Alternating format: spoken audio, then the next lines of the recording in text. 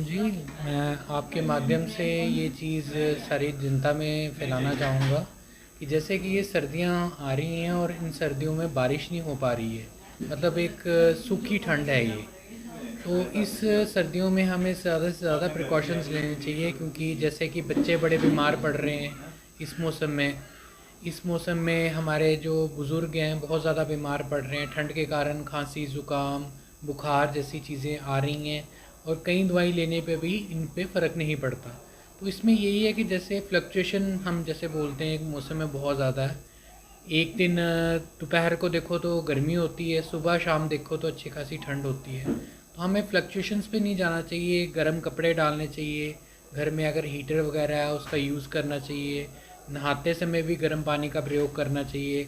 और ख़ासकर बच्चे और बूढ़े जो भी हैं, अगर वो बाहर कहीं जाते हैं, सैर करने जाते हैं, तो उनको प्रॉपरली ड्रेस्ड हो सकते हैं। और अगर अगर उनके पास मफलर्स वगैरह हैं तो वो अपने नोज़ वाले रीजन पे ज़रूर रखें, ताकि हमारे जो फेफड़ों, हमारे लंग्स में जो हवा जाएगी वो थोड़ी गर्म जाए। जैसे सर्दियाँ चल रही हैं तो उससे क्या होता है कि हमारी जो नाड़ियाँ हैं वो कंस्ट्रिक्ट हो जाती हैं, पतली पड़ जाती हैं, जिस कारण से बीपी भी काफ़ी बढ़ रहा है।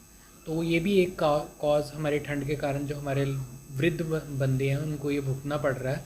तो उसमें भी यही है कि कम से कम गर्म कपड़े डालें, नमक का प्रयोग थोड़ा कम करें।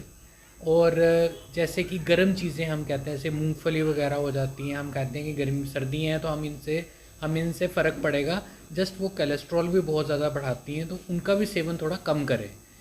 गर्म रखने के लिए रज़ाई, हीटर इत्यादि का प्रयोग करें, ना कि किसी गर्म चीज़ खाने का प्रयोग करें जिससे आपका कोलेस्ट्रॉल और बीपी बढ़ने की संभावना और बढ़ जाए। अगर आपने नहाना है तो दोपहर के टाइम नहाएं, जब टेम्परेचर थोड़ा ठीक होता है।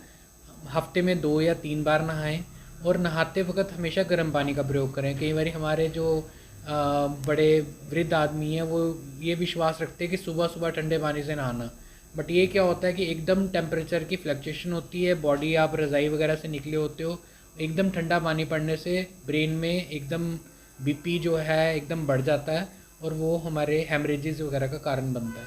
अगर ऐसी कोई दिक्कत आती है तो जल्द से जल्द आपके जो पास में अगर कोई डॉक्टर है या फिर पास में कोई हॉस्पिटल है तो उसको जल्द से जल्द कंसल्ट करना चाहिए, ना कि अपना कोई प्रयोग करना चाहिए।